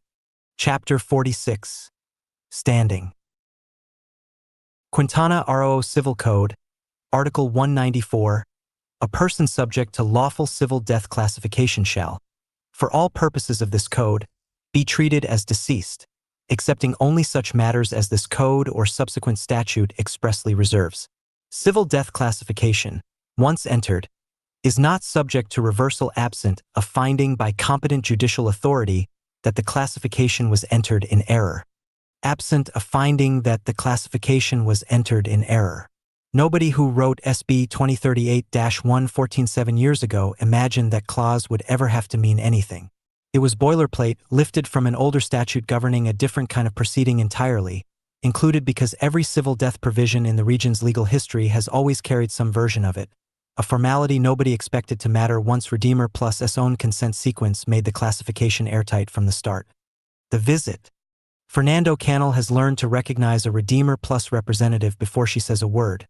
Something in the posture, the practiced warmth, the way she waits at the gate rather than approaching the door directly, and he almost tells Beatriz not to bother answering. We already know how this goes, he says. We don't sign anything. I'm not here for a signature, the woman says. Her name is Adela No, and she has, by now, delivered this particular kind of news often enough that she no longer has to think about the order the sentences go in. I'm here because a disclosure requirement obligates this company to tell you something about your son. Beatriz comes to the door before Fernando can decide whether to close it. She has spent 5 years since the hearing rehearsing, in the specific quiet way grief rehearses things, every version of the call she always assumed would eventually come. A health update, a transfer notice, nothing she ever let herself imagine would be this. She listens to the disclosure statement without interrupting it, standing very still in her own doorway, and when it ends she doesn't ask the question Yolanda Itza asked, or the one Refugio Valenzuela had no words left to ask at all. She asks a different one, the one that has been sitting underneath 5 years of a carport with the tin roof finally taken down. You're telling us we were right, she says.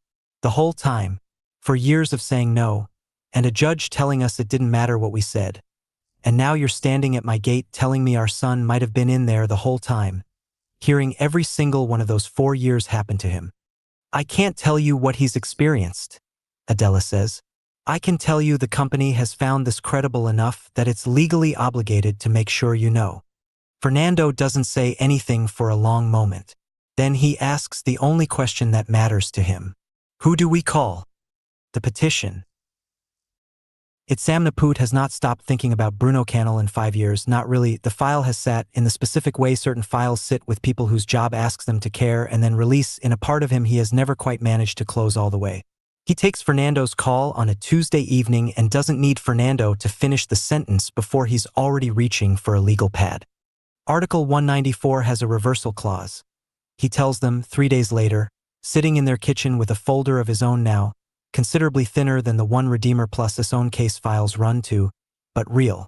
Classification entered in error.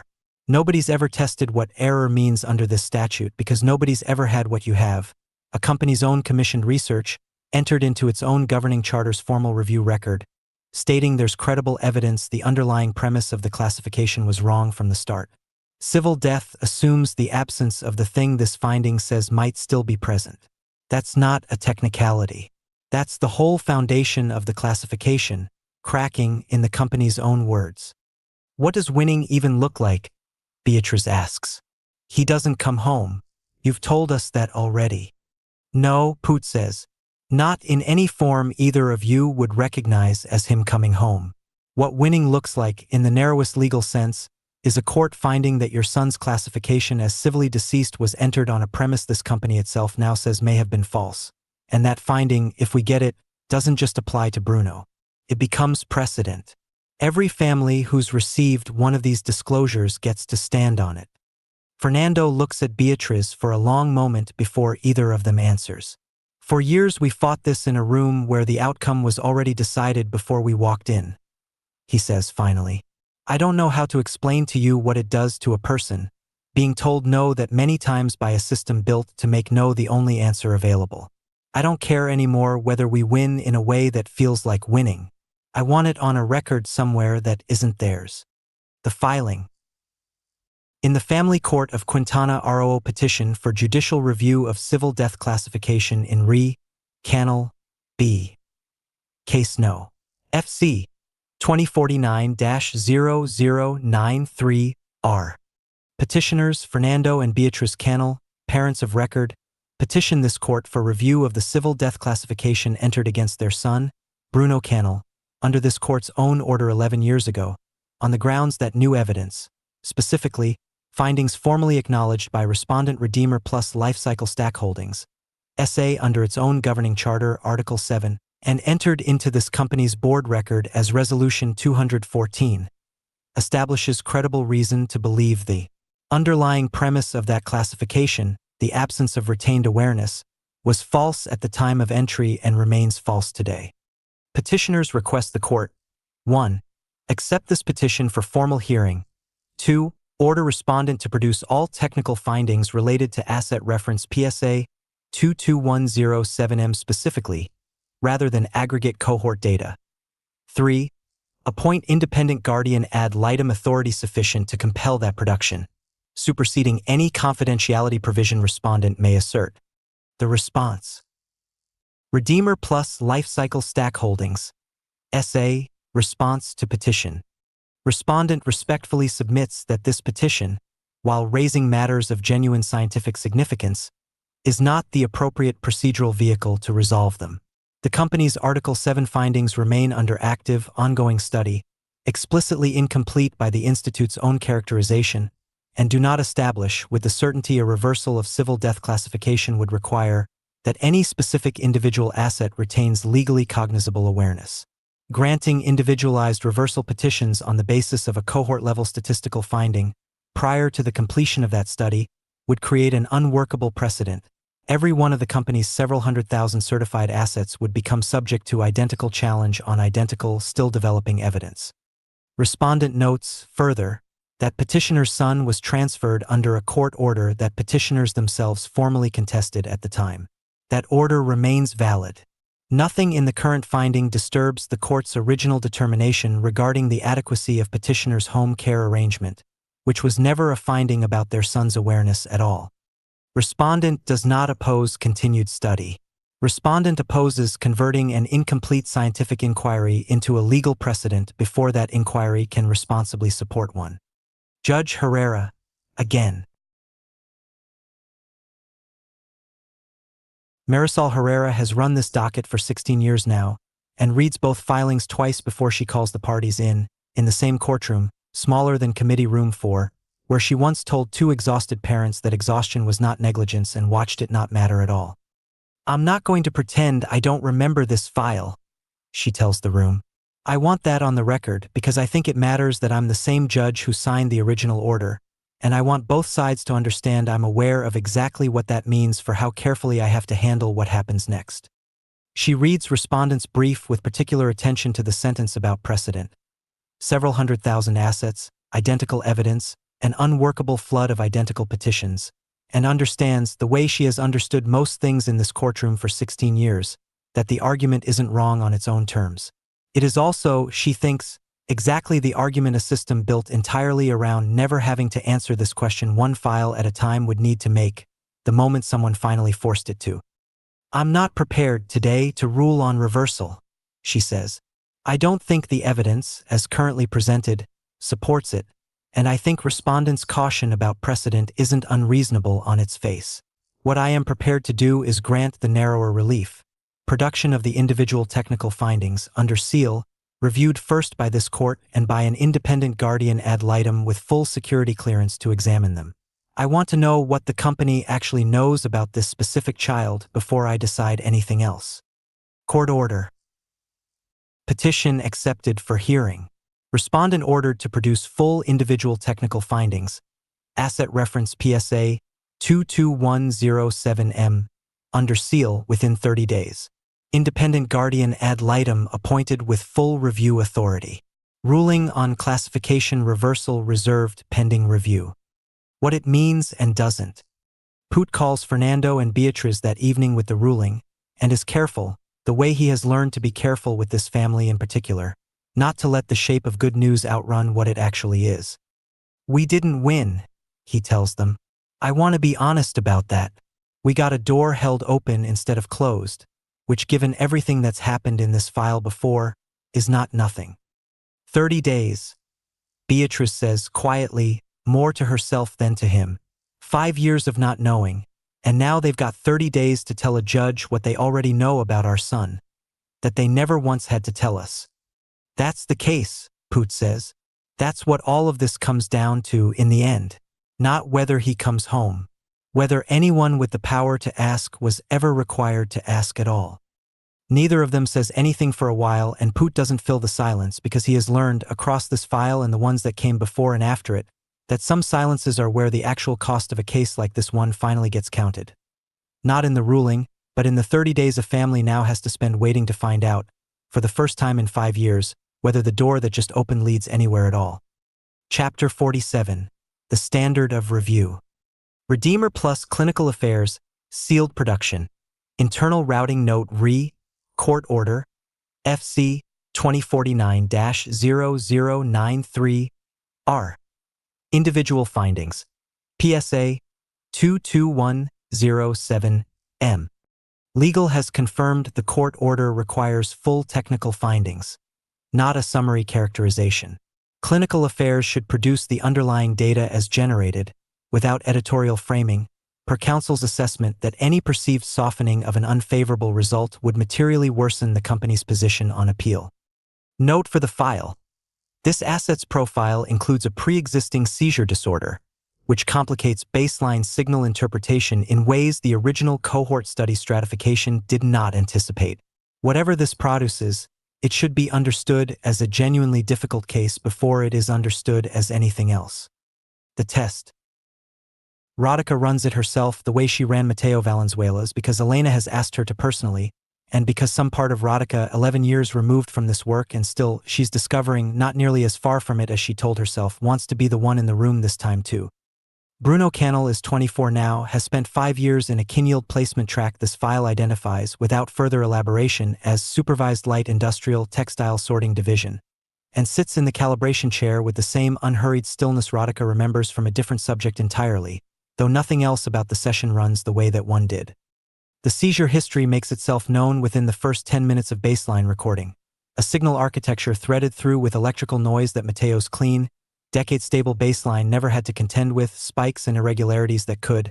Rodica understands watching them resolve on the display, plausibly be residual seizure activity, plausibly be something else entirely, and are, by any honest reading of the instrument, not clearly separable into one category or the other with the confidence her earlier finding was able to claim. They run the same test, the photograph, this time not a ceiling but a tin roof, built from a detail in his own intake file the way Mateo's ceiling was the one thing his parents told the caseworker 5 years ago that he'd loved most in the world. Something fires upstream of the certified boundary. It is patterned enough that Rodica cannot, in good conscience, call it nothing. It is irregular enough, tangled enough with the seizure architecture underneath it, that she cannot, in equally good conscience, call it what she called Mateo's. The finding, Threshold Institute, Individual Findings, PSA 22107M filed under seal. Per Court Order FC 2049-0093R. Upstream signal activity was recorded during stimulus presentation at amplitude and patterning above the threshold established as noise in this institute's prior cohort methodology.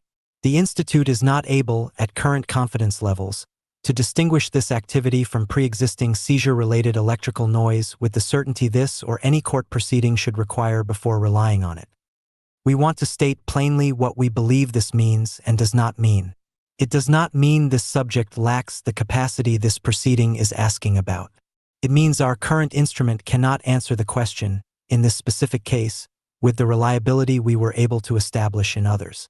We consider this an honest limitation of present methodology, not a finding against the subject, and we would caution strongly against either party in this proceeding treating an inconclusive result as equivalent to a negative one.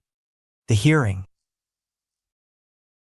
Judge Herrera reads the sealed finding twice before she calls the parties back in, and this time Osvaldo Reyes, the guardian ad litem who signed the original transfer 5 years ago, on the strength of a care adequacy finding he still, by his own account, believes was correctly reached on the evidence available to him at the time, sits at counsel table rather than in the gallery, because the court's order gave him standing to review the sealed findings independently, and he has spent the last several weeks doing exactly that. I want the record to reflect something, he says, when Herrera invites comment, because I think it matters that it comes from me rather than from petitioner's counsel. I signed the original transfer. I still believe, given what I knew then, it was the correct call under the statute as written. I do not believe, having read this finding, that I would sign it today, and I think this court should hear that distinction clearly, because I don't think inconclusive is the same thing as nothing to see here. And I would ask the court not to let respondent's brief treat it that way. Respondent's counsel, for her part, doesn't try to.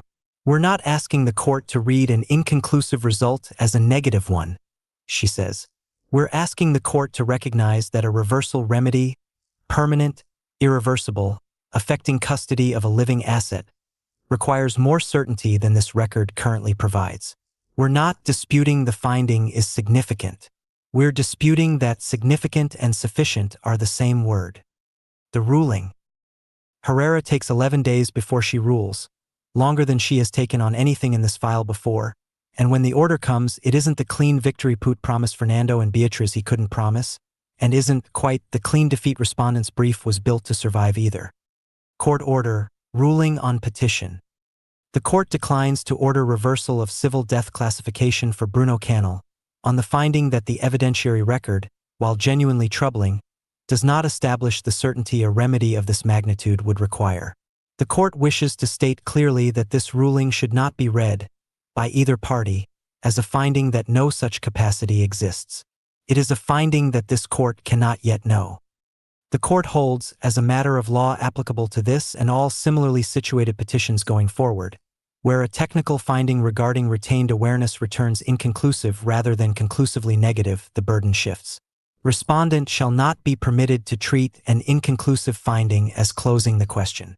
This court orders continued court-supervised independent retesting, no less than annually, for the duration of the subject's classification, with results reported directly to this court and to petitioners under the same disclosure standard as the original finding. Should any subsequent test return a conclusive result in either direction, either party may petition for immediate review without need to relitigate the underlying record established here.